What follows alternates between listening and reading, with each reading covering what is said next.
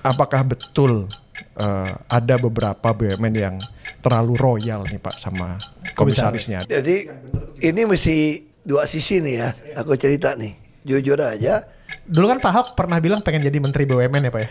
Iya. Emang sekacau itu kah BUMN kita sekarang? Ya lu tebaknya kayak gini. Kalau lu punya perusahaan ya, lu punya perusahaan nih.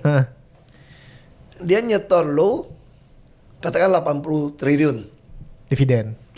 Iya. Lu happy dong. Tapi dia minta nyuntik modal lagi 200 triliun BUMN. Kira-kira lu marah gak sama orang kayak gitu loh? Iya. Ini gaji DPR yang paling baru, yang baru dapat tunjangan rumah. Ini angka ini masuk akal nggak Pak? Saya bilang anggota DPR RI 1 bulan 1 miliar juga boleh gajinya. Tapi semua pengeluaran lu dibuka, kasih rakyat lihat mana pantas nggak pantas. Lu berani buka nggak? Di Pati dan di Jombang, di Cirebon itu kan banyak yang bilang itu gara-gara efek efisiensi dari pemerintah pusat. Menurut Pak Ahok gimana? Dia mengelola anggaran APBN-nya sama. Bukan malakin rakyat kurang pajak apa. Itu mah tugas kasir bos. Kalau Kementerian Keuangan cuma bisa begitu, nggak usah sekolah. Nenek gua juga bisa kalau gitu. Halo, kembali lagi di Unfiltered bersama gue Tirta. Bersama gue Vincent. Wah, lokasinya beda ya Cen ya? Waduh, kayak lebih apa ya? Lebih mewah. Titik nol ya. Dibandingkan dengan studio kita nih agak beda ya? Agak beda. Serius. Bener. Kali ini kita ada di ruangannya Pak Ahok. Karena Pak Ahoknya jadwalnya padat, jadi kita yang menyesuaikan. Yes. Kedatangan Bapak Basuki Cahayapurnama atau nama terkenalnya Pak Ahok. Apa kabar Pak? Selalu baik saja. Selalu baik. Nah Vincent langsung Cen. Aduh, ini Lempar ke pertanyaan pertama nih Pak ya. Bukan pertanyaan, kita diskusi aja ya Pak ya. Iya. Saya nggak sure Ingat apa. loh, ini kantor gua loh. Keluarnya masih butuh lift. Iya. Susah pulang ya. Tapi tadi Pak Ahok bilang mau ditanya apa bebas. As Ahok ini. As Ahok. Memang Iya, bebas ini kok. yang saya Saya gitu juga bebas cegat lu turun. Siap. Ampun Pak. Ya, Pak, saya nggak sure Bapak udah tahu ini atau belum. Cuman di pidato kenegaraan kemarin Pak, Pak Prabowo sempat bilang sesuatu tentang komisaris BUMN. Ya. Ada katanya komisaris yang cuman datang rapat sekali sebulan tapi gajinya 40 miliar setahun. Saya yakin itu bukan Pak Ahok. Gitu ya. Nah, ini kan menarik ya karena Pak Ahok juga sempat jadi komisaris di Pertamina ya, Pak ya gitu. Dan yang lucu juga dinamik antara Pak Ahok sebagai komisaris dan direksi ini mungkin agak sedikit berbeda gitu ya dengan BUMN lainnya. Bapak sempat sedikit cerita juga bahwa kayaknya komisaris cosplay jadi direksi gitu, Pak Ahok sempat bilang gitu kan. Nah, menanggapi hal ini Pak gitu ya, apakah betul ada beberapa BUMN yang terlalu royal nih Pak sama komisarisnya? Dan sebenarnya model kompensasi yang benar tuh gimana? Ini sih, mesti dua sisi nih ya. Aku cerita nih, jujur aja. Waktu aku baru masuk, aku masih kerja di swasta juga, di dua perusahaan termasuk perusahaan sendiri gitu ya. Kenapa? Karena gaji nggak cukup buat gua di Komut Pertamina. Wah. Buat gua ya, buat gua nggak cukup gitu ya. Iya. Gaji ya, ini jangan bayangin gaji. Kalau cuma 100-an juta, gua nggak cukup jujur aja. Karena gua punya anak buah banyak kok. Betul. Setiap kantor kita usaha bisa dapat lebih banyak. Makanya waktu itu saya kerja, saya masih ingat dulu ditanya, gaji lu nggak cukup ya di Pertamina ya, sampai lu masih mau kerja di swasta terus usaha gitu loh. Memang nggak cukup gue bilang. Ya gue nggak cukup. Kenapa gue bilang nggak cukup? Aku nggak tahu ada tantim. Karena secara logika saya kalau di swasta, pengawas itu yang nggak boleh dapat bagian sama direksi dong. Iya, benar. Kalau gue ngawasin lo gitu ya, gue dapat bagian 45% yang ngawasin lo. Ya gue lolos-lolosin aja lu supaya gue kecipratan 45% dong. Lu makan 100 kan. Nah, ternyata saya baru masuk kan November. Itu dia kasih laporan dari direksi. Tahun depan kita proyeksi akan rugi $1 miliar. Waduh. Baru masuk bos. Bukan soal gajinya. Udah gaji 100 juta lebih kalau rugi pasti orang tahu sendiri kalau Ahok kan. Pasti yang hater gue kan nyerang gue nih. Sampai sekarang kan masih nyerang. Siapa bilang Pertamina untung, Ahok rugi kayak gitu tuh. Dia kagak baca koran itu. Memang kadang penyerang tertentu lah itu mungkin. Iya. Apa kalau gue rugi nih? langsung gue panggil direksi. Nah, di situ orang ledekin gue. Mereka lapor tuh ke oknum DPR. Oknum DPR ngomong tuh, itu Komut rasa dirut ya. Kok panggil rapat? Itu sudah seminggu bisa 3 kali itu rapat sama direksi. Karena gue takut rugi kan. Tuh kita jalanin cost optimalisasi belum ada nama nih. Ya biasalah kita otak dagang kalau bilang mau rugi, biaya mana nih bisa gue sembelih nih gitu. Mesti dipotong dong. Tapi juga yang mesti kita kenapa mesti panggil direksi. Saya juga tidak mau asal potong biaya yang mengakibatkan tidak ada pemasukan. Jadi bukan efisiensi, makanya optimalisasi biaya. Lu jangan efisien akhirnya membuat perusahaan lu gak income gitu loh. Ini kan bisnis biasa. Terus yang ketiga apa? Kita mesti hindari biaya yang keluarnya nggak itulah kilang kebakar. Terus mobil tangki nabrak orang. Waduh, kecelakaan meninggal, itu semua biaya tuh. Kapal nabrak, dermaga ditabrak. Nah, makanya aku mesti cegat. Jangan sampai keluar duit yang nggak perlu kayak gini nih. Ya pasti tiap kali panggil direksi dong. Udah deh. Mungkin dia nggak seneng kong kali kong nih. Ngatain gua Komut rasa dirut kan. Gua balas aja. Gua bukan Komut rasa dirut. Gua dirut nyaru Komut. Sialan lu, gua bilang. Gua udah gitu tuh gak. Tapi untung. Tahun pertama gara-gara gitu. Emang kita jadi untung $800.000 kalau nggak salah. 800 juta. 800 juta. 800 juta. Wah, berarti sistemnya bener. Maka betul tahun depannya itu Februari itu udah rekrut tuh orang dari luar. Kebetulan Pak Agus itu bekas PPKP dia berhenti jadi kepala audit. Kena COVID dia. Kena COVID beberapa bulan tertunda.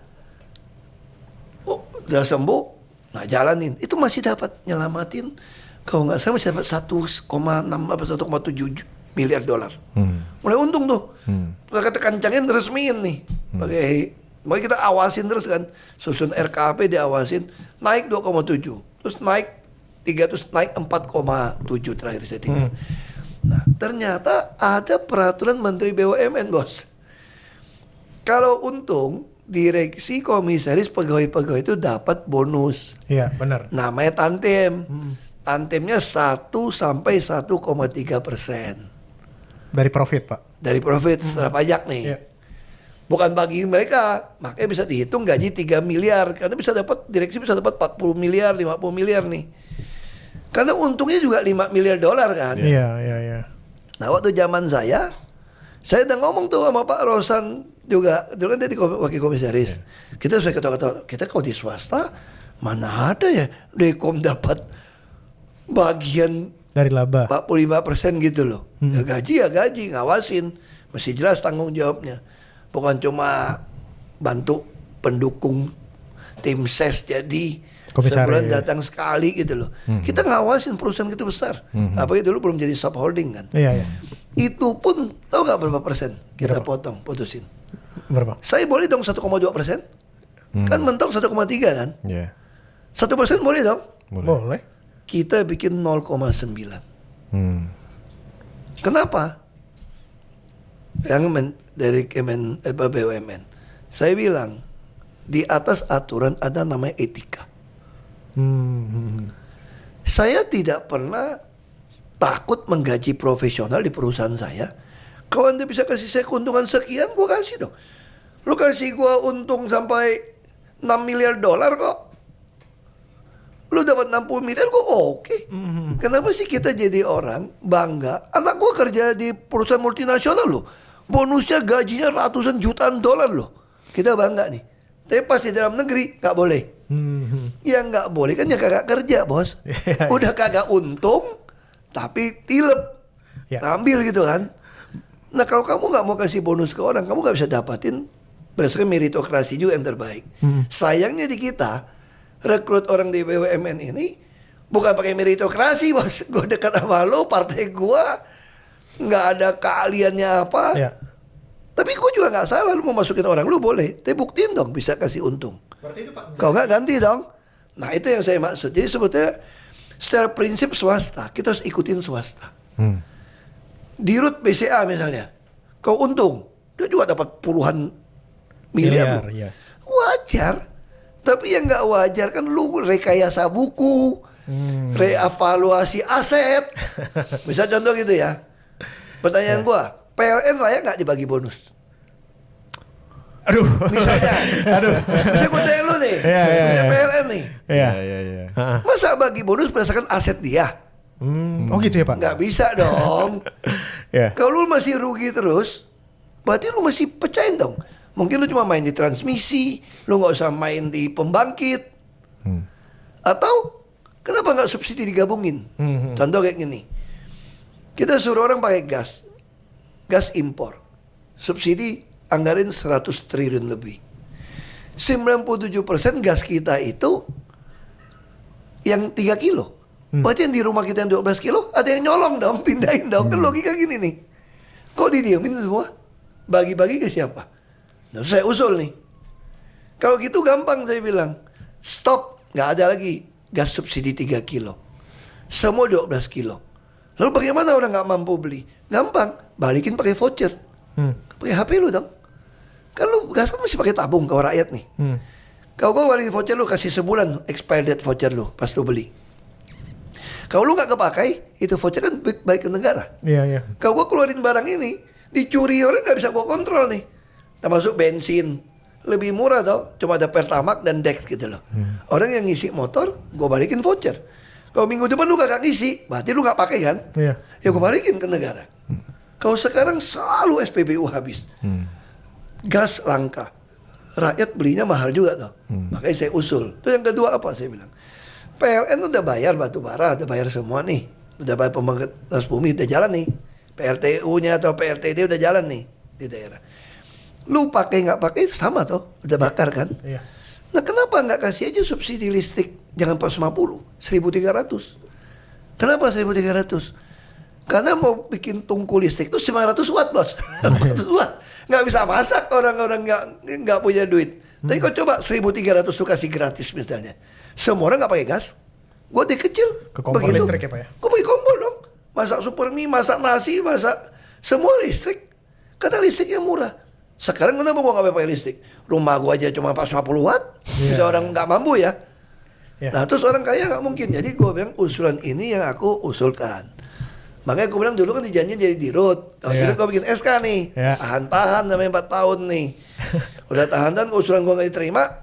Walaupun waktu itu gue pikir ya, kita ada hemat procurement bisa 47%. Jadi kalau kita belanja katakanlah 10 miliar dolar, saya dari situ udah untung 4,7 miliar dolar. Dari penggabungan nama-nama, pembelian langsung. Iya dong, kita perusahaan gitu besar.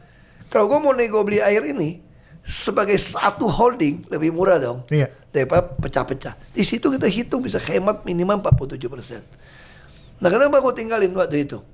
Kalau dihitung bonusnya gede dong. Tapi kalau terima jadi dirut kan, menurut saya itu udah salah subsidi. Subsidi itu nggak boleh masing-masing, tuh. Lu gabungin aja, pakai voucher kok. Lu tinggal ngaku sama gua, kalau lu satu keluarga nggak dapat, gua berani kasih 2 kali UMP, karena 1 kali UMP nggak cukup makan juga saat ini. Lu kalau satu keluarga penghasilan lu 2 kali UMP aja, asal listrik lu 1.300, gua berani gratisin. Tapi gua nggak ada subsidi gas lagi loh. Terus kita hemat devisa berapa? Gue gak ada subsidi BBM lagi loh. Semua bentuknya voucher. Lu kalau gak mampu voucher, aku lakuin di Jakarta kok. Beli beras semua kan dulu gak ada voucher digital ya. Sekarang ada voucher digital. Udah beli daging sapi 45.000 dulu, gue top up. Gak ada yang susah ngurus negeri ini. Jujur aja. Asal lu gak ada berpikir mau bagi-bagi orang untuk terima duit gitu ya. Jujur aja. Pak, ini kan lagi rame nih statementnya Pak Doni Oskaria ya, CEO-nya Danantara, yang dia bilang ada 1048 ya kalau nggak salah. BUMN dan anak BUMN. 52%-nya merugi kata dia. 97% setoran Pertamina kok masuk mau rugi. Gitu 97% setoran dividen hanya dari 8 perusahaan. Dulu kan Pak Ahok pernah bilang pengen jadi menteri BUMN ya Pak ya? Iya. Emang sekacau itu kah BUMN kita sekarang? Ya lu tebaknya kayak gini. Kalau lu punya perusahaan ya, lu punya perusahaan nih. Dia nyetor lu katakan 80 triliun dividen. Lu happy dong. Tapi dia minta nyuntik modal lagi 200 triliun BUMN. Kira-kira lu marah gak sama orang kayak gitu loh? Ini logika nih, ini logika aja nih. Itu tau gak di kampung gua kalau kata nenek gua nih, itu namanya tau gak? Punya beras tuker ubi. Itu lu punya beras nih, lu tuker ubi satu-satu. Itu orang. Iya. Nah, makanya dulu kita usul kan. Sebetulnya gua bilang sama Pak Jokowi dulu. Katanya ini udah buku putih Bu Rini. Gua gak tahu gak jalannya. Itu kan dari zamannya Pak Tandi Abeng. Ada buku Indonesia Inc. Walaupun dia juga bikin BUMN. Harusnya kita gak butuh BUMN toh. Mau apa ada Kementerian BUMN? Logikanya. Negara punya saham, ya pakai Kementerian Keuangan aja. Kan boleh kita punya saham. Iya. Nah kalau punya saham, kenapa nggak di-unlock saja? Kayak rugi misalnya contoh ya. Misalnya kita ambil contoh Krakatau Steel misalnya kita ya. Iya. Krakatau Steel nih, fasilitas gitu banyak, tempat gitu gede nih. Iya. Lu kamu nyuntik modal. Orang kampung gua aja lebih pintar. Kenapa lebih pintar? Kayak Jakarta lah, punya tanah gede nih. Lu mau nggak sewa tanah gua? Bagi hasil deh. Lu bikin futsal kek, bikin pedal kek. Padel secara- gitu. Jadi, kan gue bingung nih, gue gak punya duit jentik nih, gue jalanin kacau. Ya apa yang susah? Krakatau Steel gitu gede. Kalau gue nih, gue panggil swasta. Ini barang gue gitu gede nih. Gue gak mau tahu, gue sekarang rugi. Lu yang jalanin, setiap penjualan lu, gue minta 20% atau 10%. Orang kampung gue aja lebih pintar, betul gak? Lu punya sederhana kan? Iya. Kalau lu gak bisa jalanin ya sudah. Atau cara kedua, mau dapat duit juga kita nih. Ya udah, pakai appraiser hitung. Nah, ini gue punya perusahaan nih. Perusahaan gitu gede, nggak bisa jalanin. Katakanlah kayak orang tua mana, anak-anak gue nggak bisa jalanin nih. Kita mau dapat duit nih, negara mau dapat duit dong. Kan negara lagi susah duit nih, ngutang mulu nih. Sampai bayar hutang, bayar bunga ngutang. Iya. Itu kalau di perusahaan tuh bakal bangkrut bos.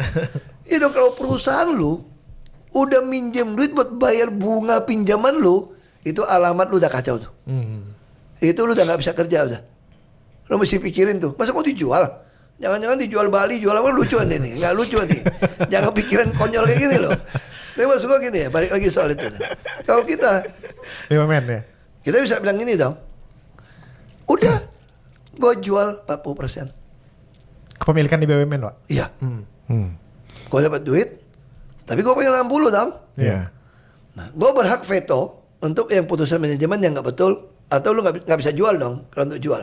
Tapi untuk operasional, gue kasih lu pemegang saham minoritas untuk lakukan. Tapi tentu dengan dasar semua meritokrasi ya. Dan kita akan IPO kan, jadi TBK. Yang punya banyak. Karena pengalaman saya di Pertamina, yang join 3-4 partner itu paling bagus. Kalau bikin GV. Bisa ada Jepang, ada Korea, di situ Cina masuk, Pertamina masuk nih. Terus menentukan SDM mesti kayak komite bareng mutusin. Wah itu sukses. Itu di Sulawesi semua tuh sukses yang kayak gitu. Yang kita tentuin sendiri, berarti ada masalah SDM kita kan. Ya udah gitu aja. Hemat satu menteri. Nah sekarang tinggal lu pilih, lu mau buat negara atau mempertahankan kekuasaan. Lu ini leader atau lu penguasa doang gitu loh. Ini benar-benar filter teh. Lu nanya gua. Makanya kan lu juga sih nanya gua. Makanya orang suka bilang tuh gak, Ahok suka cari musuh. Gua gak boleh cari musuh. Model-model lu ini yang membuat musuh nemuin gua nih. Gitu. Ya. Nah, Jan, Pak, tadi Bapak bilang, kalau saya nggak salah dengar selintas tadi bilang ya Pak ya, end goalnya adalah IPO, ya kan? Enggak perlu IPO juga. Kalau lu nggak perlu. Cuma IPO itu tujuan kita supaya nilai aset lu jelas nilainya. Valuasinya gitu. Iya lah, lu nggak bisa ngarang-ngarang pakai konsultan. Terus yang kedua, yang ngawasin terbuka. Kalau sekarang kan gue mau tanya, sampai lembar ketiga nggak? Jangankan BUMN bos, kementerian-kementerian uang presiden kita nggak tahu pakai kemana pajak kita. Kalau gue jadi gubernur Jakarta dulu, sampai beli air kemasan orang tahu loh berapa duit gue beli. Kalau sekarang semua diem-diem aja nih. Makanya kan, coba lihat di DPR juga, ada yang ribut-ribut nggak? Termasuk Ketika uang pendidikan 44,2% dilarin ke makan bergizi. Gratis ya? Gratis. MBG. PDIP diam juga Pak? Aku pikir juga diam. Makanya itu yang kita ngomel. Itu kita otokritik. Kemarin kita rapat, kita ngomong. Ibu Mega kita ngomong otokritik. kalian ini parlemen itu pale loh. Ngomong gitu loh.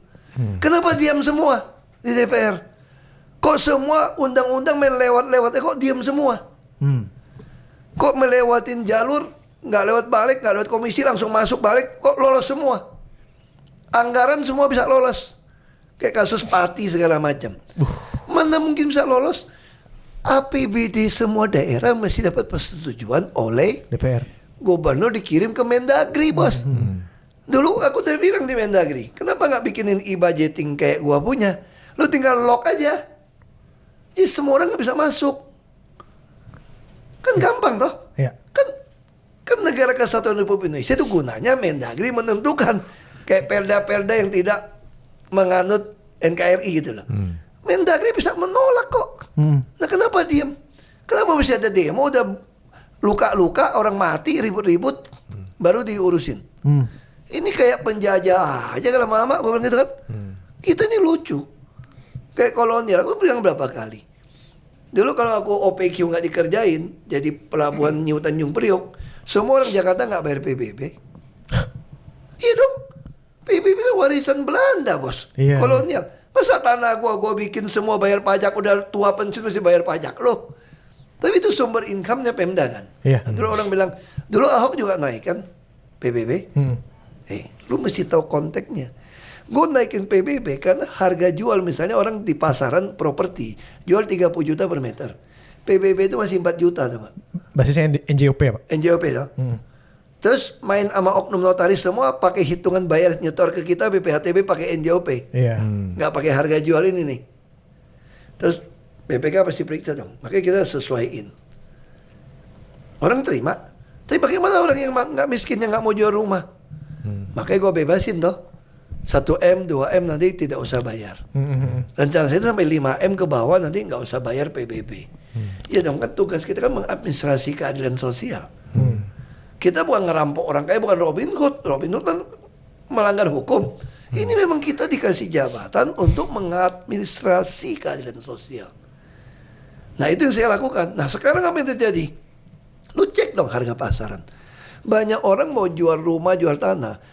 Rumah nggak usah dihitung. Harga NJOP saja. Itu pun susah jual loh sekarang. Iya. Nah artinya apa? Lu nggak gue suruh turunin. Kalau pakai asas yang saya pakai ya, kan menyesuaikan harga pasar. Berarti sekarang harusnya turun dong. Lu kalau nggak mau turun, minimal sama dong. Mana boleh lu naikin harga pasarnya. Payah kok. Lalu di kampung masih jauh. Harga tanah udah 1 juta, 4 juta. Ini masih 20.000. Itu untuk tanah perkebunan, bos. Kalau dia mau jual. Kalau dia nggak jual, ya sudah. Waktu jual tinggal bisa dihitung. Kan asasnya kan mengadministrasi keadilan sosial. Nah rumah yang harganya 1 miliar kalau udah tarik orang kaya punya pajak, kebun segala macam, ya ini jangan dong. Kan bisa digratiskan kan? Kayak saya di Jakarta, orang yang kaya pensiun lah, rumah gede, tapi punya rumah satu-satu, udah pensiun, nggak bisa bayar PBB, kan mesti ikutin naik kan. Dia juga nggak mau jual, dia bisa ngajuin surat kita kasih diskon kok. Kan penguasa apapun bisa toh. Tapi jangan merasa rakyat dong. Pak, gitu. ini kan kasus di Pati dan di Jombang, di Cirebon itu kan banyak yang bilang itu gara-gara efek efisiensi dari pemerintah pusat. Menurut Pak Ahok gimana? Benar nggak itu? Satu pihak ada benarnya. Sekarang daerah semua teriak nggak ada duit. Iya. Tapi satu pihak itu saya bilang bukan efisiensi kalimat yang cocok. Jadi apa Pak? Kalau Anda lakukan efisiensi belum tentu efektif kecapai loh. Iya. Anda mesti lakukan optimalisasi biaya. Nah sekarang saya tanya, di mana ada niat optimalisasi biaya? Menteri sama wakil bisa sampai 100? Kenapa menteri nggak 20 atau 30 saja? Kasih $1 juta setahun saya kasih. 16 miliar satu menteri nggak apa-apa. Tapi nggak ada rumah dinas. Nggak ada mobil dinas. Suka-suka lu. Masa lu dapat 16 miliar setahun nggak bisa kredit mobil lu? Iya dong. Masa lu nggak bisa cicil rumah atau sewa rumah? Aku yakin kalau dibuka nih, kita nggak pernah buka toh. Iya. Coba dibuka Kementerian A. Jangan-jangan buat rumah dinasnya menteri lebih dari $1 juta kali setahun. Buat stafnya Belum lagi ngerekrut staf ahli gitu banyak. Staf sus. Ya. Itu kan duit semua. Nah maksud saya itu, kenapa harus minjem duit, narik duit 700 triliun untuk mulai membayar kewajiban bunga tahun depan. Wah ini alamat bahaya kita bos. Kalau di perusahaan ini udah alamat mau bangkrut ini. Iya dong, bener gak? Kamu punya bisnis nih, minjem duit di bank. Penghasilan kamu udah nggak cukup, tapi kamu masih beli Lamborghini, beli Mercedes, masih gaya-gayaan hidupnya, masih makan di restoran terus minjem duit lagi, katanya kamu dipercaya atau pinter apalah, dipercaya lagi, pinjaman tuh bukan buat modal, tapi buat bayar bunga pinjaman Anda yang kemarin. Ini artinya apa kota bisnis? Sebentar lagi lu kolaps. Ya. Kecuali lu mau jual aset ya. Kan Indonesia kaya, banyak. Mungkin satu pulau disewain 100 tahun gitu kan. Padahal, Pak, mumpung udah bahas tentang gaji nih Pak ya. Nah, Bapak kan sekarang kepala bidang keekonomian juga di partai ya Pak ya. Sopan nggak Pak kalau saya bilang bahwa partai politik itu ada bisnis modelnya gitu ya? Karena di samping harus juga berpartisipasi dalam politik di negara ini, menghadirkan tokoh-tokoh sentral gitu ya nanti di pemerintahan, di legislatif, tapi kan parpol ini harus sustain. Gitu ya, harus terus berjalan gitu ya. Apakah ini sebuah transparansi yang harus dibuka ke publik dan apakah sudah setransparan itu Pak? Harus. Kalau PDI Perjuangan itu sebetulnya tuh dia dapat ISO loh soal ngelola keuangan. Satu-satu partai yang pakai ISO loh dia. Wow. Termasuk aset. Cuma dia nggak buka full, saya nggak tahu ya. Tapi artinya partai itu lebih dari cukup uang kok, dibayar negara kok. Makanya dulu waktu saya di Komisi 2 DPR RI, saya usulin setiap partai yang masuk ke Dewan, ke DPR Senayan nih, aku berani kasih 2 triliun modal, dipegang KPU ya, bukan kasih modal loh. Atas nama KPU didepositoin aja, bukan deposito, beli SBI lah. Kalau sekarang SBI 6,7 loh. Kalau 6,7, bos, lu 1 T itu 67 miliar. Iya dong? Iya. Lu kalau 2 T, 100-an miliar. Cukup nggak untuk operasional partai lu? Dan ini induk ada uang kan? Kan beli SBI juga. Iya. Kalau 10 partai masuk cuma 20 T. Receh. Oh kita 2.700 T kok. Dan ini uang nggak hilang. Tapi disitulah dibuat garisnya dari KPU. Uang apa yang bisa di reimburse, yang mana yang nggak bisa. Ya dong. Sehingga semua partai ini akan harus terbuka. Ngajuin nih. Nah kalau itu terjadi, sehat kita punya politik. Nah kalau sekarang apa yang terjadi? Kan banyak oknum atas nama partai mau ngambil duit buat partai. Partai gak butuh duit lu kok. Udah jelas ada sumbangan pemerintah. Jangan-jangan misal kegiatan partai, lu datang ke cukong-cukong, lu bilang buat subang partai gitu loh. Padahal yang terjadi lu beli Range Rover yang baru bos 7 miliar bos. Oh ada ya Pak ya? Mungkin. Kan yang ketangkep SB kan beli ruko katanya kan. Iya. Itu lebih gila CSR-nya disuruh kasih BI buat beli ruko. Yang lain juga nyalurin. Kita panggil. Kan keluar nama-nama anggota PDIP tuh. Badan Kehormatan panggil. Tanya, nama lu masuk lu ke media lu. Lu juga nyalurin uang CSR BI kan? Kan kita cuma nunjukin yang mana. Kita juga nggak tahu gimana cara nguangin. Berarti yang ketangkap lebih pintar bisa uangin. Beli ruko katanya. Iya. Tapi kalau pengakuan orang yang PDI Perjuangan yang di dalam DPR kan dipanggil Badan Kehormatan nih. Mereka mengatakan kita nggak ambil uang, memang betul ke masyarakat. Walaupun secara etika menurut saya itu salah. Maka kita otokritik sekarang kepada partai anggota dewan. Kenapa salah? Kalau itu sudah Anda putuskan boleh dipakai, itu urusan BI lah bagi-bagi. Kenapa mesti lu yang dapat nama?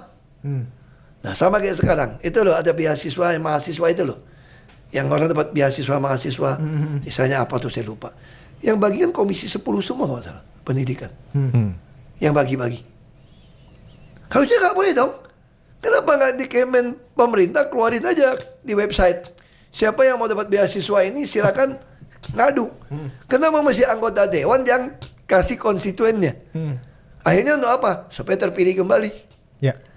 Orang yang baru mau ikut, ya kalah dong. Lu bisa biayain berapa puluh ribu mahasiswa. Ya. Saya pakai APBN, pakai pajak lu untuk dapat nama. Maka itu secara etika melanggar sebetulnya. Tapi kan nggak salah dianggap. Nah misalnya contoh saya dulu Komisi 2 kan. Saya bisa ribut. Ada Prona BPN untuk orang miskin. Prona ada biaya ukurnya. Loh, pegawai BPN kan udah digaji. Iya. Masa mau ukur lagi per kapling mesti keluar biaya? Maka orang miskin dia nggak bisa dapat sertifikat dong. Iya. Siapa yang sanggup bayarin lo gitu loh. Terus materai lagi segala macam. Oh negara kasih Prona baik hati. Tapi yang baginya geng-geng tertentu. Presiden datang bagi dapat nama. Harusnya kalau mau ditentukan siapapun juga punya tanah di bawah misalnya kebun 1 hektar 2 hektar, otomatis pemerintah terbitkan sertifikat. Orang BPN ada kantor kok, kenapa nggak dilakukan? Jadi kita nih baik perkeliruan negara ini tuh nggak? Sama juga negara tanah negara disuruh tanah negara, lu punya sertifikat. Sebelah yang belum sertifikat itu siapa tanah negara? Monas juga tulis tanah negara. Pas DKI mau mengsertifikatkan, dia itu mungkin punya seknek. Oke nggak apa-apa. Mesti bayar BPN juga, biaya ukur, biaya apa. Ini negara mana bos? Kita mewakili negara mana? Jadi memang saya pikir ya banyak perkeliruan dipelihara untuk membohongin rakyat, tau nggak? Soalnya baik hati sama rakyat nih, miskin. Padahal itu hak. Maka itu kenapa saya sekarang berprofesi podcast untuk jadi politisi edukator. Kenapa politisi edukator? Karena saya pengen rakyat itu tidak mau terima bare minimum. Dalam hati dia bisa ngutukin, sialan lu, gue bayar pajak, lu ternyata nipu gue ya. Kok pelayanan lu cuma sebatas itu ya. Nah tapi kan gue kan masih ketua partai nih. Kalau gue lemparin itu dianggap melanggar etika juga dong. Iya. Akhirnya gue ketemu caranya. Berbayar bos, jadi hanya kalangan sendiri. Jadi kalangan sendiri dong. Jadi gue gak lemparin ke umum bos. Lu bayar 20.000 aja kalau pengen tahu ngocehin gue. Sambil gue kumpulin ini jadi bahan untuk gue laporin ke, karena gue kan kayak ting-tingnya partai nih. Gue laporin ke DPP. Lalu kita merapat dengan fraksi, kita perintah fraksi nih ngomong nih. Tapi sayangnya mungkin ya oknum di fraksi ini nggak berani ngomong. Mungkin baik dosanya kali, takut. Banyak dosa masa lalu mungkin Pak. Nah itu ada kritik kan. Jadi ini semua ini disandra gitu tuh gak? Paling enak jadi orang-orang bebas ngomong kan. Pak Ahok kan baru kembali terpilih ya sebagai Ketua DPP bagian ekonomi PDIP ya Pak. Dan di ganti kayak model-model kan gitu dulu lah. Ting-ting gitu lah. Nah sekarang kan udah sistemnya otonomi daerah ya Pak. Seberapa besar wewenang Pak Ahok untuk menentukan atau memberi input kepada kepala daerah dari PDIP untuk bikin kebijakan. Misalnya kan kebijakan kayak Pati itu kan kebijakan kepala daerah ya. Ya makanya ini Pak Ahok kan pasti punya power kan Pak untuk mengarahkan ini nggak boleh nih kayak gini. Jadi sejauh kemarin apa Pak? ditugasin dari Bu Mega secara khusus. Saya, Pak Ganjar dan Pak Anas kan masuk nih 3 nih. Kita tugas tuh memang mau ngajar ke kepala daerah untuk tahu caranya cari uang yang halal, terus gimana memanage anggaran gitu. Tapi apakah mereka mau ikut? Belum tentu. Kata ada wakilnya, kadang dia cuma jadi wakil kan. Ada yang juga data sandera, udah sistem. Nah di sini kita butuh. Kenapa nih partai pelopor, partai kaderisasi? Kita ingin banyak orang yang fresh, yang punya idealisme. Karena kami partai ideologi nih. Kita kan dengan menganut asas ideologi Marhainis kan. Apa tuh Marhainis? Adalah cara ideologi untuk mengangkat kaum Marhain yang miskin petani. Makanya kaum Marhainis harus pintar, harus punya uang dong. Kayak Bung Karno kan juga sekolah tinggi. Tapi dia berusaha mengangkat kaum Marhain. Itulah PDI Perjuangan punya konsep. Marhainisme itu di situ. Nah, tinggal balik ke soal kita. Ya bagaimana? Sekarang kamu mau harapin apa? Kalau di dalam partai sendiri yang bagus-bagusnya terbatas gitu loh. Makanya kita pengen buka seluas mungkin. Makanya kita punya sekolah partai di Lenteng Agung. Tapi sayangnya banyak orang tuh alergi sama politik itu. Waduh. Saya punya omnya dulu waktu masuk politik. Langsung dia bilang gini, gue udah gak mau dagang sama lu lagi Hok. Kenapa? Serem. Orang baik-baik gak masuk politik. Dia bilang, mati ya lu. Gue udah takut sama lu, dia bilang lu jadi orang politik. Padahal politik itu mulia, sudah menentukan nasib orang banyak kok. Nah ini yang kita pengen.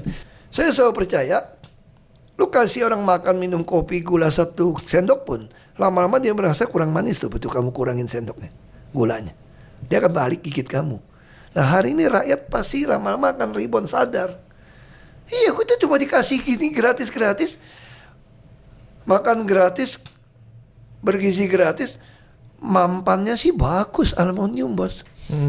Isinya kayaknya, nah, kenapa sih nggak kirimin voucher aja kayak gue dulu lakuin? Tinggal guru ngawasin kan, lu masih ada menu apa? Lu kalau nggak, orang tua bisa dicabut. Dulu kan gue gitu, KJP.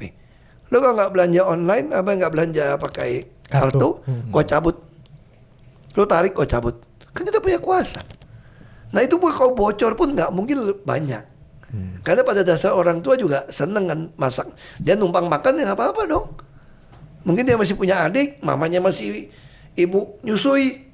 Nggak apa-apa. Dulu juga kakek nenek nikmatin sop daging sapi 45.000, kok oke aja. Dia masak sop daging sapi 45.000 sekilo.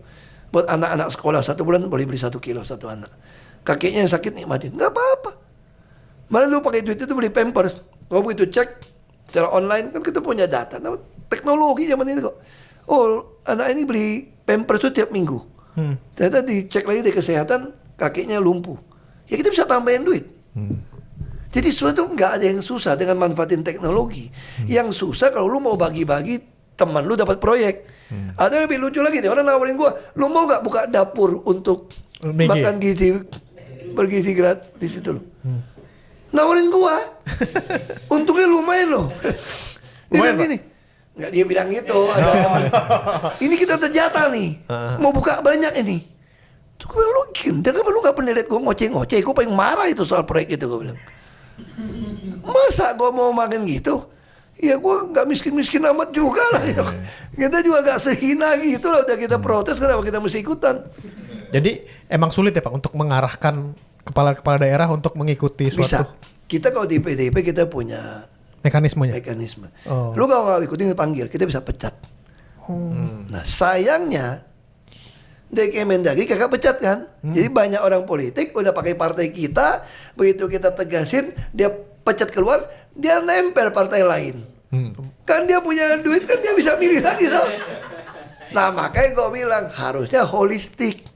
Kita sudah membuat ratifikasi di konvensi PBB, Pak SBY tanda tangan nih. Undang-Undang nomor 7 tahun 2006. Di situ ada, itu hasil ratifikasi konvensi PBB melawan korupsi. Di situ ada pasal yang mengatakan illicit enrichment. Jadi kalau ada pejabat negara, kekayaannya bertambah, tidak sesuai dengan pajak yang dia bayar kira-kira, itu kan ilegal. Itu bisa disita buat negara. Nggak usah nunggu-nunggu undang-undang perampasan aset sebetulnya. Masalahnya undang-undang nomor 7 tahun 2006 ini tidak pernah dibuatkan PP-nya. Lu mesti buat PP dong. Lu ada duit sekian, pajak lu bayar sekian, harta lu sekian, kira-kira sesuai nggak? Kan mesti ada guidelines-nya.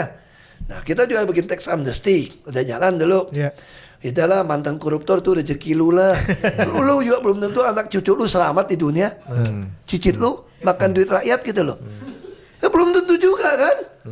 Lu nikmatin aja lu sengsara lu di dunia akhirat lu. Kan kita gak tahu juga tau. Kenapa mesti iri sama orang yang sengsara dikutukin Tuhan gitu loh. Anak cucu cicitnya gitu loh. Biarin aja. Tapi yang baru gak bisa nih. Nah lu tinggal bikin. Lu ngaku aja duit koruptor. Gak apa-apa. Anak lu belum tentu anak lu sejahat bapaknya. Jadi lu mesti mulai dari nol. Nah kalau partai politik juga bisa pakai yang deposito beri SBY tadi. Nah ini sistem ratakan lapangan tanding seperti ini, gaji dinaikin, ya dong, menteri-menteri gitu kan, dirjen, sekjen, irjen, gajinya udah kayak BUMN deh. Polisi, tentara, aparat, pangkat paling rendah, langsung rumus 3 kali UMP. Duit dari mana? Banyak dong. Jadi kalau bilang apa lakukan lagi? Nah dengan cara partai seperti ini, undang-undang itu, semua orang pasti diam. Dan batasin apa? Dulu saya Jakarta saya batasin. Tidak ada tarik tunai di seluruh bank. Kontrolnya di situ Pak? Oh iya dong. Lu mau nyogok orang gimana? Oke lah masih tarik tunai yang kecil. Mungkin sekali tarik maksimal 1 kali UMP. Rumusnya jelas. Lu tarik uang cuma boleh 1 kali UMP. Maksimal. Semua udah dagang seperti itu kok. Lu gimana caranya supaya orang mau pakai non tunai? Kan semua ada voucher. Bikin aja berhadiah. Bank semua. Siapa yang gak mau tiba-tiba hadiah 100.000? Dia baru judol. Mending kita bagi-bagi kan. Terus kayak judul, bikin ekonomi kacau balau. Emangnya nggak bisa tahu rekening bank semua transfer kok. Kalau mau tangkap bener apa sih susah? Nggak ada yang susah gitu kalau mau tangkap gitu loh. Masanya lu mau tangkap nggak? Kan itu yang persoalan kita gitu loh. Itu terus udah macet mau bantu orang judul. Nggak bisa kalau mau bantu orang ya sudah. Subsidi dalam bentuk itu tadi. Bisa voucher. Gue bisa gampang dong. Lu lapor misalnya. Satu keluarga penghasilan cuma 2 kali UMP. Oke. Uang mana yang kurang? Uang sekolah. Gue udah ada. Gue bayarin. Uang listrik. Udah gratisin. Gue yang bayar. PBB. Rumah lu masih kecil. Gue gratisin. Rumahnya masih 100 M. Ya lu jual dong rumah lu. Iya dong. Tapi kalau untuk orang yang susah. Rumahnya di bawah 1 M 2 M. Ya udah. Pemerintah yang tanggung. Apa yang susah? Jadi sebetulnya kalau semua disatukan, hemat uang banyak, hemat devisa impor barang, kita juga bisa hemat banyak. Dan nggak ada yang curi. Bayangin yang curi-curi nih, minyak ada yang curi, gas ada yang curi, semua ada yang curi nih. Coba kalau dengan voucher, selesai. Inilah yang menurut Pak Ahok adalah optimalisasi anggaran, Iya. bukan efisiensi anggaran. Ya semua sama prinsipnya. Makanya Singapura kenapa maju? Cina kenapa maju? Jangan bilang karena asing-asing, bukan. Kita juga turunan Cina, sini cuma Mongolit semua kok. Siap. Cuma yang sana lebih asli kali bibitnya. Teori. Tapi prinsipnya sama dong. Dia jalanin negara tuh kayak perusahaan. Tapi perusahaan yang baik hati. Karena bukan hanya baik hati, karena pemegang sahamnya adalah seluruh rakyat. Nah, dia jalankan sebagai perusahaan, sebagai CEO, dia bertanggung jawab mensejahterakan seluruh rakyat. Stakeholder. Juga suppliernya. Nah itu dasar yang harus kita pakai. Dia mengelola anggaran APBN-nya sama. Bukan malakin rakyat kurang pajak apa. Itu mah tugas kasir bos. Kalau Kementerian Keuangan cuma bisa begitu, nggak usah sekolah. Nenek gue juga bisa kalau gitu. Serius. Ya Jen. Ya, Pak. Bapak kan tadi bilang. Sorry, agak emosi gue. Siap. Sangat mengerti Pak. Karena gue iki juga pajak gue tarik-tarikin nih. Saya mau bikin Bapak agak emosi lagi dikit. Nah, Bapak tadi kan bilang semuanya gampang. Gue udah bisa tenang kok. Udah minum Siap. tenang. Pak Ahok bilang tadi harus semua gampang ya. Mekaniknya semua ada. Kalau anggaplah ada political willingness juga di situ ya. Tapi kok itu tidak kejadian gitu kan Pak. Nah, buat kami nih rakyat biasa, rakyat jelata gitu ya. Kan yang kita lihat Gua juga kan sama, biasa oh ya, sekarang. siap. Ada parpol, ada pemerintahan, ada legislatif, ada rakyat. Pak, apakah ada sebuah driving force yang sifatnya mungkin kayak invisible hands gitu yang nggak kelihatan sama kita, yang bikin semua yang tadi Bapak bilang itu nggak kejadian? Bukan. Sama-sama otaknya sama. Baru bisa lebih baik begitu. Ini bagi-bagi duit nih. Makanya diem. Itu yang selalu aku protes. Aku DPR aku protes. DPRD aku protes. Kunjungan keluar kota 2 malam, isinya 3 malam, 4 malam. Jadi sama-sama. Jadi kenikmatan dan kekayaan hidup ini membuat orang tidak mampu lagi menyatakan apa kebenaran, apa itu keadilan. Ini strategi. Atau lu gue pegang ekor lu, macam-macam gue sikat lu. Atau gue gak kasih lu jabatan. Kan orang takut dong. Punya kredit, punya anak istri. Ada berapa ASN yang berani melawan? Pegawai BUMN berani melawan. Prajurit TNI Polri yang berani melawan atasan. Lu mau mati lu, dipecat. Belum lagi dibuang. Nah artinya apa? Tapi sebenarnya negara ini waktu didirikan sudah ada pemikiran untuk bisa ngatasi ini, tau gak? Makanya Bung Karno Bung Hatta memberikan kuasa penuh kepada seorang presiden. Tapi presiden nggak bisa calonin sendiri, harus lewat partai politik. Nah partai politik ini akan dihukum. Kan dia yang membawa rakyat untuk cerdas nih. Nah itu kalau pelopor untuk milih calon presiden. Begitu presiden terpilih, bukan berarti jadi petugas partai. Petugas partai memang nggak salah dalam undang-undang konstitusi ya begitu.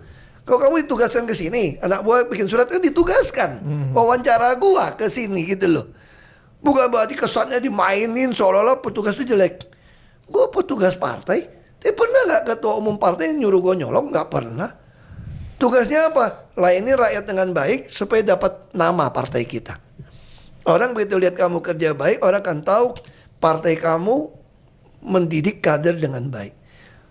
Kenapa kami harus kerja baik? Supaya orang tahu, supaya kader PD Perjuangan, partai mengamanatkan, menugaskan kami kerja seperti itu. Bukan nyolong, makanya butuh yang nyolong, dia pecat. Tapi sekarang orang balikin, jahatnya medsos. Soalnya petugas itu kayak menghina, kayak apa. Nah ini kan sesuatu yang ngaco. Coba saya tanya, di mana kekuasaan presiden? Semua orang mau naik pangkat, mau ASN pun eselon 1, 2 itu, TNI Polri mau jadi perwira. Perwira maksudnya yang menengah atas gitu ya. Kombes apa kolonel apa? Pamen.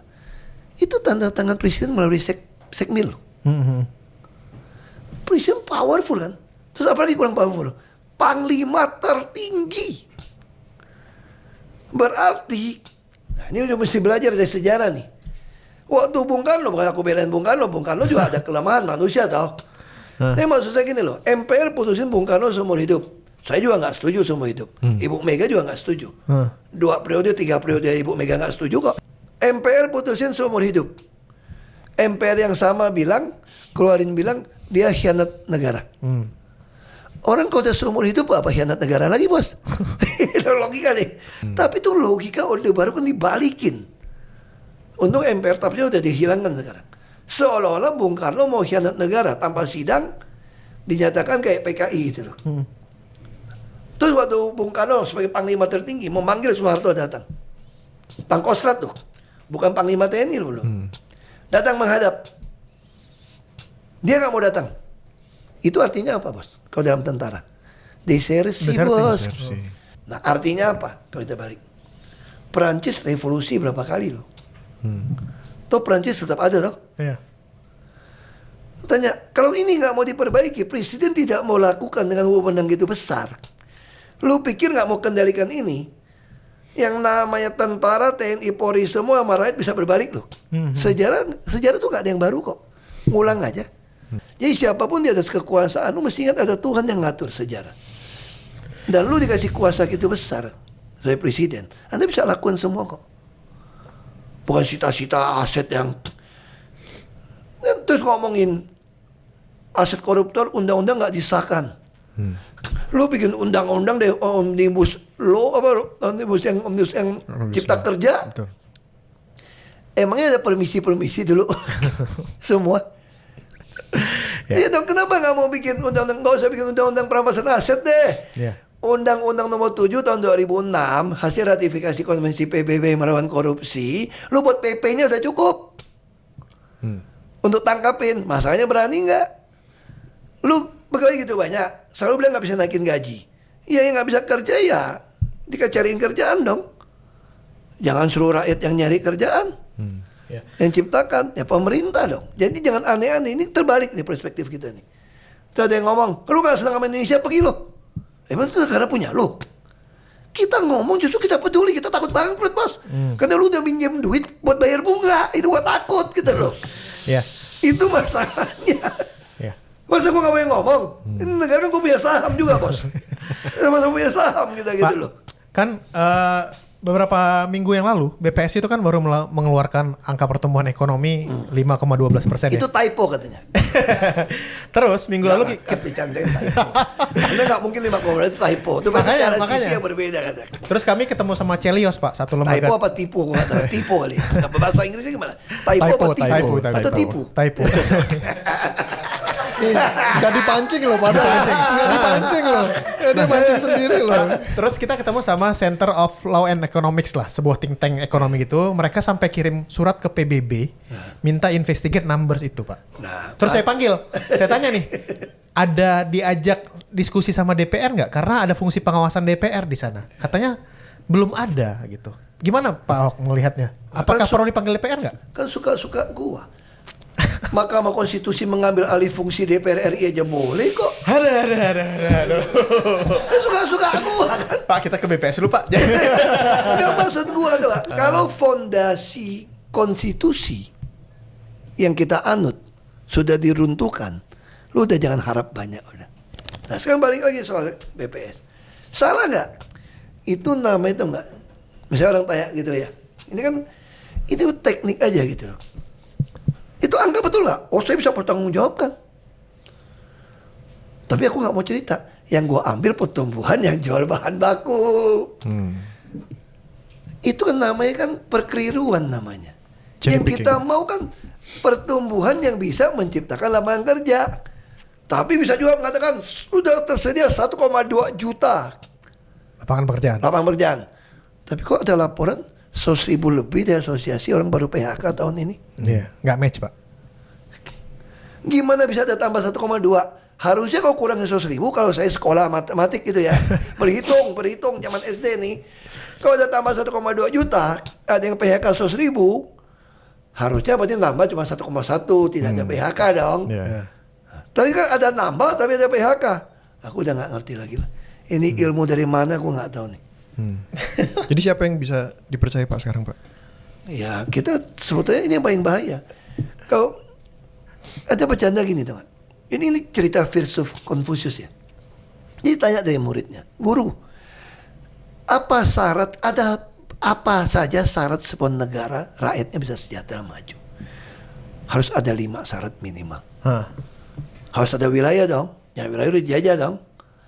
Ada pertahanan dong, ada makanan dia bilang, ada rakyat, ada kepercayaan pada pemerintah. Kau cuma satu, aku singkat lah. Iya. Apa yang masih sisa? Kepercayaan. Nah itu yang paling saya khawatir.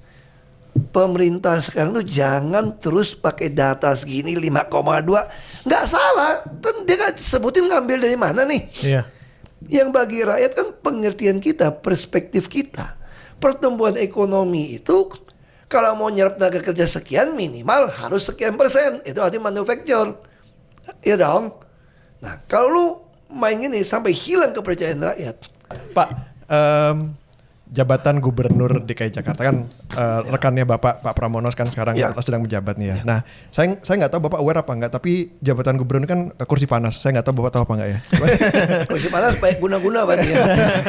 Nah, tapi dari kami nih Pak ngerasa mulai sejak pemilihannya Pak Pramono kemarin itu antusiasme warga terhadap pemilu ini tuh agak turun. Apakah karena sudah lelah dengan yang nasional atau enggak? Nah, mungkin sisi baiknya ya Pak ya. Kita sekarang ngelihat Pak Pramono nih jarang dikritik jadinya sama media. Ini hal bagus apa enggak gitu ya? Karena selama ini kan ceritanya kayak kalau udah di Jakarta nanti lari ke nasional. Nah, apakah ini justru sesuatu yang baik sehingga mungkin bisa menciptakan continuity gitu buat Pak Pramono. Jadi kerjanya lebih fokus gitu Pak. Aku nggak tahu ya itu gimana. Tapi yang pasti nomor WA saya kan hampir dipegang oleh banyak orang, tim-tim sukses. Banyak yang komplain dengan situasi saat ini gitu loh. Termasuk ya ada kenaikan PBB di Jakarta misalnya. Nah menurut mereka sekarang jual tanah saja sudah harusnya NJOP udah susah. Berarti udah tercapai dong. Kira-kira mirip itu loh. Harusnya Jakarta udah nggak perlu naik PBB. Ini nih logika nih. Parkir mau dinaikkan, orang ngeluh. Makanya saya rutin mau ketemu. Nanti saya ketemu Pak Pramono. Diskusi lah. Kan gubernur beliau, bukan saya. Sebagai rekan saya akan sampaikan keluhan-keluhan yang udah saya simpen. Orang WA saya, ya sudah. Nah, tiap 2-3 bulan saya akan lapor ke Pak Gubernur. Untuk mengambil keputusan yang mengadministrasi keadilan sosial tadi gitu loh. Nah, apa PBB nanti sampai 5 miliar digratiskan. 2 miliar digratiskan. Tapi yang mampu pun harus mendekati harga pasar. Tidak boleh prinsipnya itu PBB NJOP di atas harga pasar. Yang ada ya di bawah dong. Nah itu dasar itu perlu kita diskusikan. Misal parkir mau dinaikkan. Nah dulu saya sediakan bus lantai yang keliling terus di Sudirman Tamrin. Supaya orang tuh saya mau siapin parkir yang free di bawah Monas mau digali gitu. Kan belum jadi. Sehingga motor orang kalau mau masuk parkir di Sudirman Tamrin mahal, orang yang kemacetan lu bisa naik bus gitu loh. Wah orang protes saya ngelarang motor. Karena motor juga menghambat kemacetan kan. Saya juga ngerti. Kan kamu bisa lewat belakang. Namanya juga politik kan. Itu politik sesuatu yang biasa. Tapi yang paling penting buat saya, kita nggak boleh putus asa untuk terus menyampaikan kebenaran. Nah hari ini kenapa sepi? Saya khawatir. Ini dalam textbook. Kenapa orang itu begitu antusias datang? Karena orang menaruh harapan. Karena percaya kepada otentik Anda. Kepada leadership Anda. Anda kompeten. Orang percaya. Waktu itu Jokowi dan saya kan kenapa orang begitu datang keluar uang untuk kampanye. Orang begitu yakin bisa lakukan perubahan. Tapi kemudian terus turun gitu loh. Orang itu kamu gak kerja beda. Saya begitu maju, saya kumpulin 70-an miliar orang nyumbang untuk saya kampanye. Sampai di stop KPUD melebihi 76 miliar kalau nggak salah. Terus kita balikin berapa miliar. Arti itu orang akan dukung karena dia tahu lu kerja kok, lu transparan kok. Nah yang paling kita khawatir sekarang ini orang ini apatis. Percuma aku ngomong lu nggak ladenin. Kayak sama kayak keluh dulu saya bikin. Kenapa begitu saya tinggalkan orang nggak mau lapor lagi? Kalau lapor nggak ada tindakan. Nah coba kalau waktu saya Anda lapor mau ngaspal gang di rumah Anda, besok saya langsung ngaspal, tetangga sebelah lu langsung iri juga minimal kan, atau gitu ya, dia kan lapor langsung, ya semua orang kan lapor. Tapi kalau kamu nggak ladenin, sama kayak WA, orang WA saya balas, kalau ini saya taruh, suruh sekretaris saya bantu bersihin, nih pulang saya lihat, orang mau WA kamu lagi nggak ada masalah. Sekarang kalau rakyat lagi susah. Kadang rumah sakit misalnya BPJS udah nggak mau tanggung ini, nggak mau tanggung itu. Orang nggak punya duit mana bisa. Orang gaji 5 juta, 10 juta sakit bisa bonyok loh. Kalau perusahaannya nggak bayar swasta. Nah di situ fungsi pemerintah. Nah pertanyaan saya, kalau saya lagi susah, saya mau nyari siapa? Kebanyakan yang politik tempel-tempel foto gede-gede kagak ada nomor HP-nya lagi. Nah kalau saya kan saya kasih nomor HP saya. Nah sekarang saya ketiban nih. Udah nggak jadi pejabat, ada dana operasional, masih orang minta tolong nih. Nah, yang benar mau bantu nggak? Saya ada tim, saya masih bantu. Saya ada yayasan, ya saya sisihkanlah penghasilan saya lah. Untuk kira-kira 10% lah saya sisihkan untuk bantu mereka. Jadi kita cek. Nah itu harusnya bukan bagian saya, pemerintah dong, pejabat, gubernur, semua punya operasional. Apa sih susah? Satu atap, nomor orang miskin bocor. Gak usah beda rumah, mahal. beda atap. Sekarang atap itu semua ada seng baja ringan. Atap itu bagus. Mungkin gak sampai 20 juta. Kalau rumah kecil, 7 juta, 10 juta. Itu lu kalau pakai 1000 rumah aja, 20 miliar setahun. Bisa. Nah itu maksud saya tuh, jadi sekarang saya paling khawatir orang tuh apatis. Saya aja orang banyak gituin saya. Lu ngapain sih masih mau ngomong? Lu udah hidup enak-enak, tenang-tenang. Udah ada perusahaan, udah bisa kerja sama orang. Orang juga mau tarik lu kerja kalau nggak main politik. Kan rata-rata gitu. Mau narik gua kerja, gaji gede. Tapi jangan politik lagi lu ya. Gue bilang, gue juga nggak bisa. Gue naik mobil bagus, lihat orang pinggir jalan minta-minta nggak sekolah, gue nggak bisa bantu. Itu yang bapak gue bilang gitu loh. Gue di rumah enak-enak itu. Keluar juga banyak yang nggak kerja, nggak bisa juga, tetangga semua PHK. Jadi lebih baik gue ikut ngomong, ngelawan gitu loh. Nah itu sih yang terjadi gitu hari ini. Ya, udah cukup. Ada reaction Pak, satu hal yang pengen kita tunjukin ke Pak Ahok. Kita pengen Pak Ahok bereaksi. Ini kita kumpulin dari BBC Pak. Ini gaji DPR yang paling baru, yang baru dapat tunjangan rumah. Enggak, makanya ini angka ini masuk akal nggak Pak? Makanya versi saya bilang, BBC ini. tunjangan rumah Jakarta lebih mahal, makanya saya protes. Zaman saya coret. Ini katanya mengacu ke Jakarta. Nggak perlu. DPR RI Pak. Iya makanya kan aku bilang kan, itu tadi aku awal aku ngomong. Kenapa semua diam? Kalau lu gaji gede, saya nggak masalah. Menteri aja gue bilang gue usul gaji 16 miliar 1 tahun kok. Tapi tunjangan-tunjangan lainnya dihilangin. Jadi Pak Ahok nggak setuju ada ini Pak? Iya, Anda mau tunjangan sekarang, Anda gaji DPR lu mau 300 juta setahun bulan, oke, kau mau. 3 juta, 500 juta, oke. Kalau Anda mau nih, oke. Mau 500 juta juga saya bilang oke. Pertanyaan saya, Anda berani keluarin nggak setiap sen yang kita pakai? Lu perjalanan ke luar negeri habis berapa ratus miliar coba, kau mau tahu? Jangan-jangan bahasa Inggris nggak becus, mau ke luar negeri melulu lagi. Laporan apa? Nah itu maksud saya gitu loh. Perlu nggak lu keluar negeri habisin duit gitu banyak? Saya bilang anggota DPR RI 1 bulan 1 miliar juga boleh gajinya. Tapi semua pengeluaran lu dibuka, kasih rakyat lihat mana pantas nggak pantas. Lu berani buka nggak? Pengadaan, belum lagi pengadaan nih. di kementerian-kementerian, mungkin di TNI, Polri, di aparat, coba berani buka nggak pengadaannya? Lu suruh anggota dewan 1 miliar sebulan kecil. Kalau aku berani bayar, tapi aku tanya, nanti lu keluarin ya, mana yang nggak pantas, buang. Berani ngomong nggak? Tapi secara kinerja DPR juga paling Terus undang-undang balik juga Iya. lambat keluarnya. Makanya kan banyak reses bos, baik keluar negeri bos. Terus hitung aja anggota dewan keluar negeri berapa kali. iya. Dulu kan gue tolak melulu. Nah ini model-model gitu tuh kita beresin. Mobil dinas, rumah dinas, semua beresin dulu. Ya. Jual aja tuh rumah dinas semua, kamu sewa semua. Kenapa gara-gara mau perbaikan? Kalau duit lagi perbaikan. Kalau mau ya udah lamsam. Ya. Nah ini yang enggak. Jadi perkeringan, tapi saya juga tidak mau rakyat itu dihasut seolah-olah tidak pantas pejabat Gaji atau tinggi. dapat gaji tinggi.